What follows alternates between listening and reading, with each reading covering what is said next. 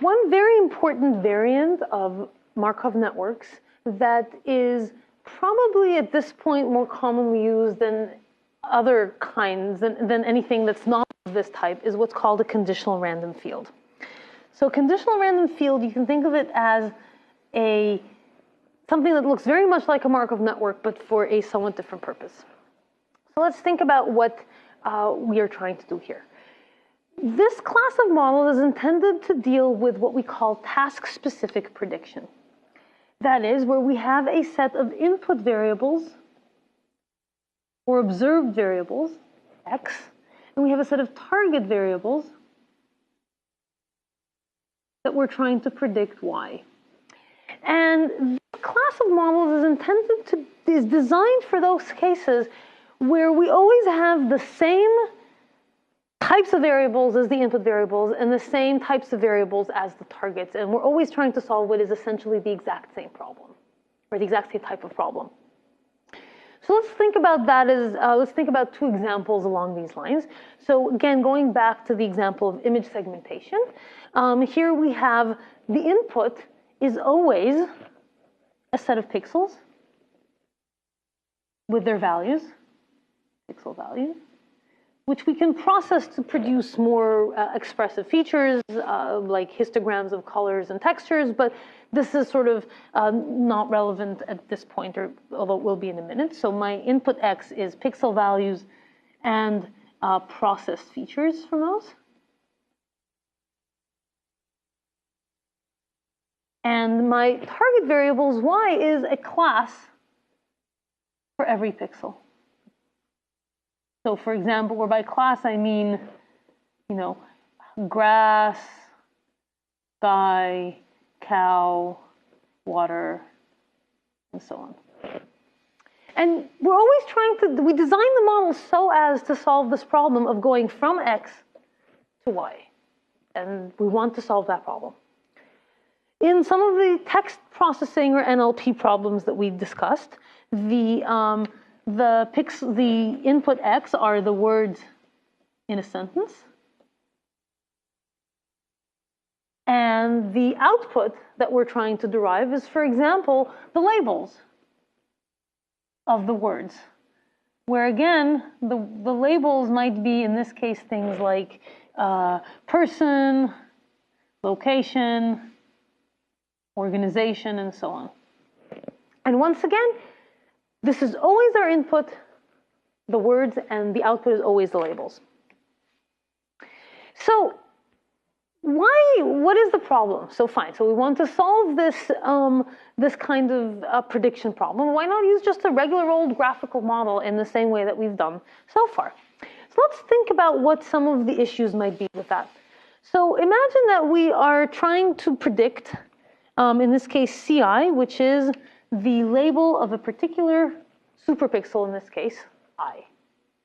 And we're going to go ahead and process our features of that superpixel to provide a range of different color and texture histograms that, that represent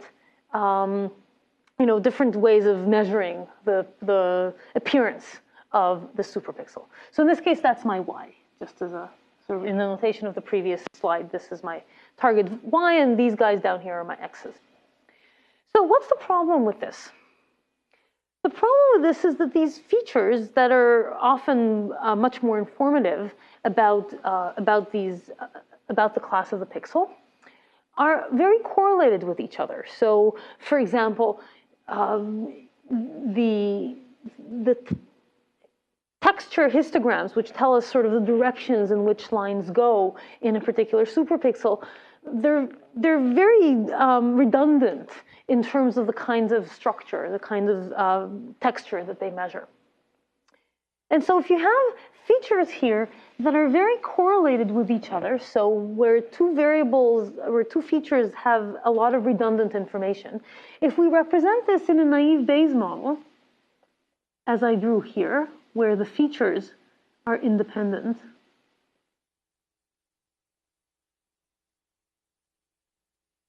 given the label, then I'm effectively ignoring that correlation structure. Now, why is that bad? It's bad because it allows me to count the same feature again and again and again and again and again.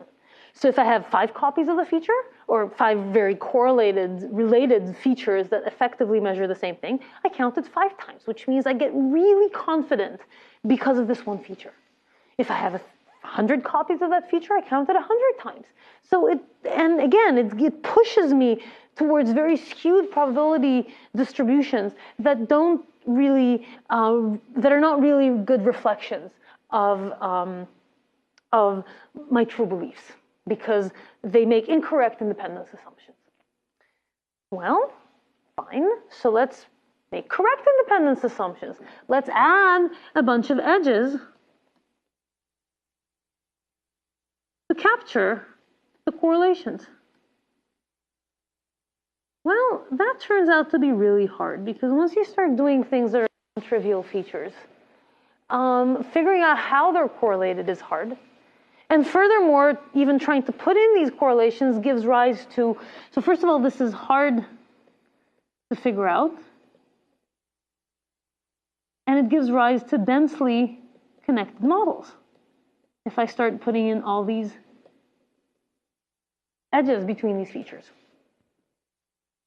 So a completely different solution to this problem basically says, well, I don't care about the image features. I don't want to predict the probability distributions over pixels.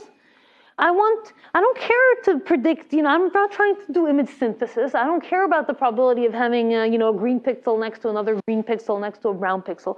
I'm trying to use a pre-given to me, something that is already given, which is the features X. And the only thing I really care about is to model the distribution over Y. So I've reformulated my problem. Instead of modeling the joint distribution of X and Y together,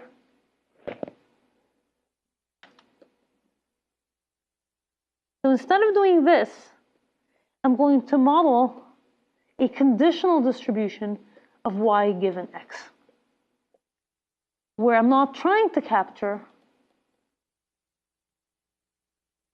the distribution over X. Now, if I'm not trying to capture the distribution over X, then I don't really care about the correlations between them. And we'll see that a little bit more clearly when we look at an example in a bit. But before we do that, let's first give ourselves the formal definition of this thing, which is called a CRF, which stands for conditional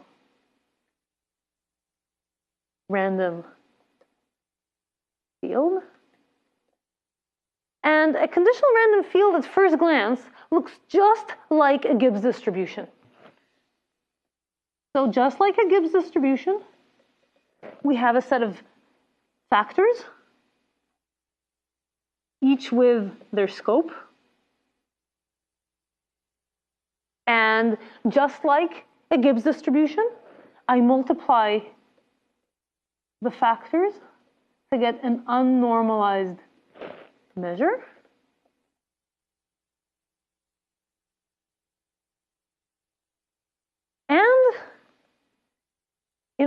And now, so far it's exactly the same, except that I have an X and a Y as the arguments of the unnormalized measure rather than just a set of random variables.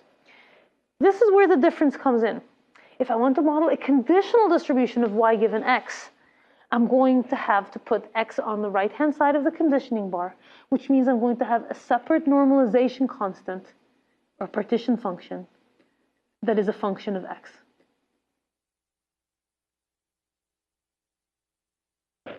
And so what does that mean? It means that for any given X, I sum over Y, which means that for any given X, I'm going to have the sum of all of the Y's that correspond to that X. And then I'm going to construct a conditional distribution by normalizing by, I'm going to construct a conditional distribution for Y over Y for any given X. This shouldn't have a tilde, by dividing by this X-specific partition function. So to be a little bit more concrete, let's imagine that I have a table here, and I'm going to make life simple for myself, and this is my table for x1y, x0, y0, x0, y1, x1, y0, and x1, y1. And for any given x, in this case, this, for example, these two entries right here, I'm going to sum them up. That's going to give me the normalizing constant for these two entries together, and then I'm going to divide by that z of x0, and that guarantees that these two entries now sum to 1 because I just basically divided by their appropriate normalizing constant. And similarly, I'm going to add these over here, and I'm going to divide this entry by z of x1.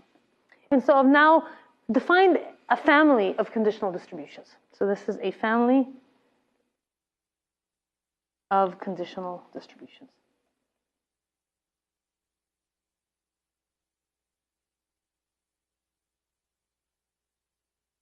Which varies by x. Now, it turns out that CRFs are highly related to a model that we have previously seen in many machine learning classes, and also comes up as a CPD representation in Bayesian network, which is the logistic function or the logistic model. So in order to understand that connection, let's look at a very, very simple case where we have both x's and y's are binary random variables. So they take on values in the space 0, 1. And we're going to use in our log linear model a simple representation of my log linear features, which is just the indicator function.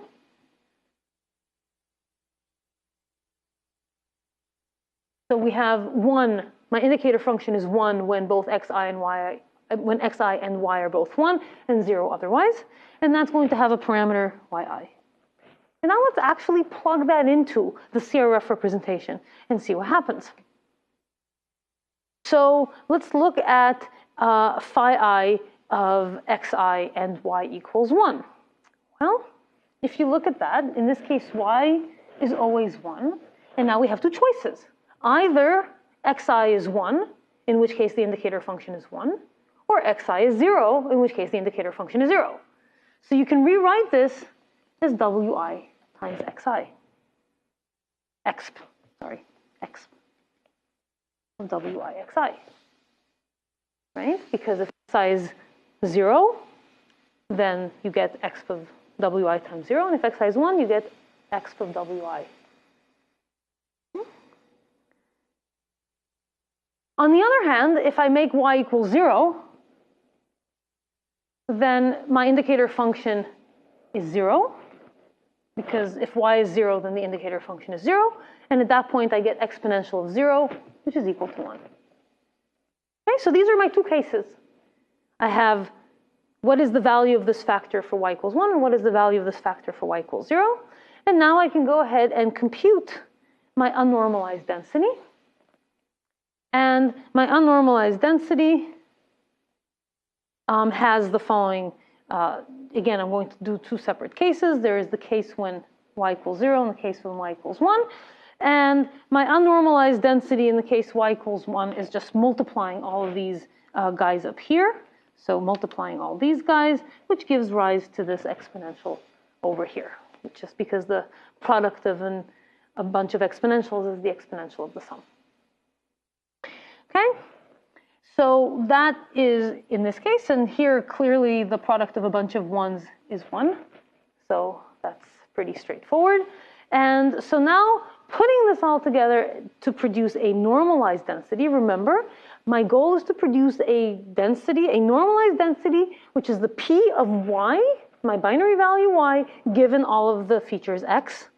And if you just stick this together, this is, when you just rewrite this, this is the probability of y equals 1 comma x, and this is divided by the probability of y equals 1 comma x plus the probability of y equals 0 comma x, which is my normalizing constant. Well, This is a very familiar shape. It's the sigmoid function. It's e to the power of z, if we call this z. So it's e to the z divided by 1 plus e to the z, which is exactly my sigmoid function. So what we have concluded from this is that the logistic model is a very simple CRF.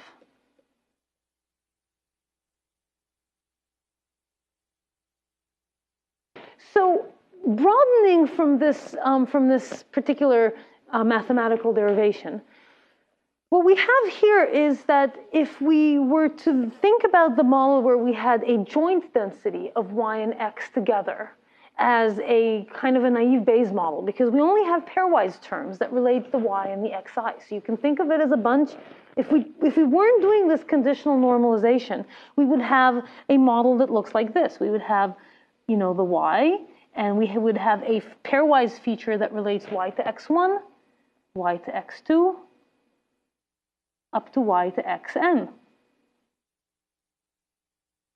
And that would be effectively like a naive Bayes model, because since we don't have any features, pairwise features that connect the xi's to each other, we would effectively have a model where the xi's are independent given the y. So if I weren't doing a conditional model, if I were to just use this set of potentials to represent the joint distribution of x and y, it would be effectively like a naive Bayes model. And it would make very strong independence assumptions. But because I'm modeling this as a conditional distribution, like this is the conditional distribution, I've effectively removed from this analysis any notion of the correlations between the x's, and I'm just modeling how the x's come together to affect the probability of y. And so that's really the difference between a naive Bayes model and a logistic regression model. And that same intuition extends to much richer classes of models where I don't just have binary variables in a single y, but rather a very rich set of y's and x's.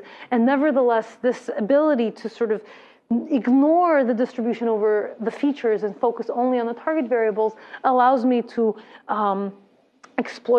allows me to sort of ignore correlations between rich features and not worry about whether they're independent of each other or not.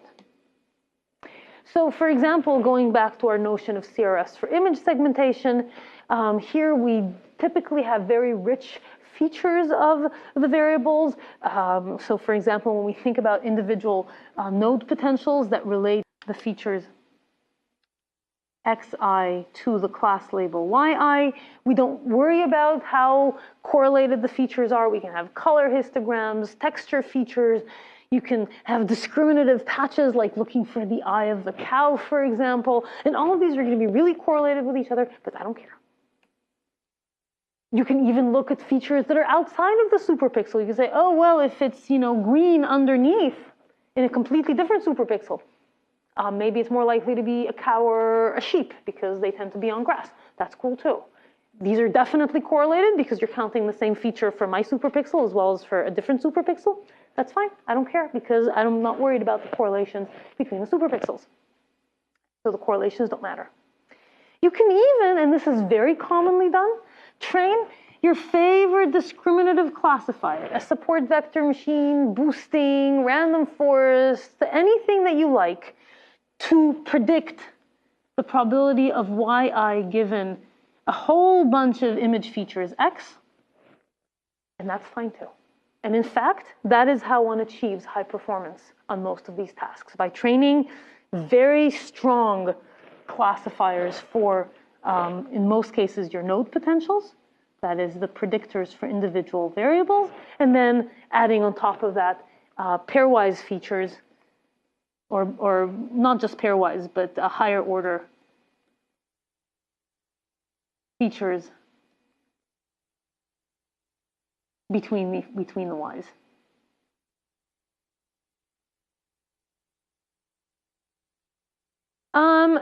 It's important. One important point here that is useful to make is that the word features is overloaded in this framework. and that might be confusing, and rightfully so. There are features in the context of image features, for example, like these guys over here, and that's one use of the word features. And the other use of the word features, which is this usage, is in terms of features in my log linear model. And these Fs that we use to define the log linear model. And features are actually used for both, which is an unfortunate thing, but there it is. So hopefully this will be clear from context. The same kind of idea applies when we do CRFs for language. Again, we usually have here features that are very highly correlated with each other. So, for example, whether the word is capitalized is correlated with whether the word is in some atlas or name list. Definitely correlated features. Correlated with whether the previous word is Mrs. or Mr. All sorts of other features that are often very correlated with each other. You can even see that this word is used as a feature for more than one word. That's fine. It's not a problem because we don't try and model this distribution over the words in the sentence, but rather the probability of the labels given the words. So to summarize, a CRF is deceptively like any other Gibbs distribution, but a subtle but critical difference is that it's normalized differently. It's normalized so that you're creating a conditional distribution on y given x. And we've seen that as a special case, it subsumes your standard logistic regression model, but has a lot of other, but has a much richer expressive power. A key feature of it is that we don't need to model the distribution over variables that we don't care about, only the ones that we actually care about predicting. And that a critical utility of this is that you can design really, really expressive predictors of pieces of the model without worrying about incorrect independencies between different variables, which would be inevitable if you actually tried to model this distribution, joint distribution over these expressive features.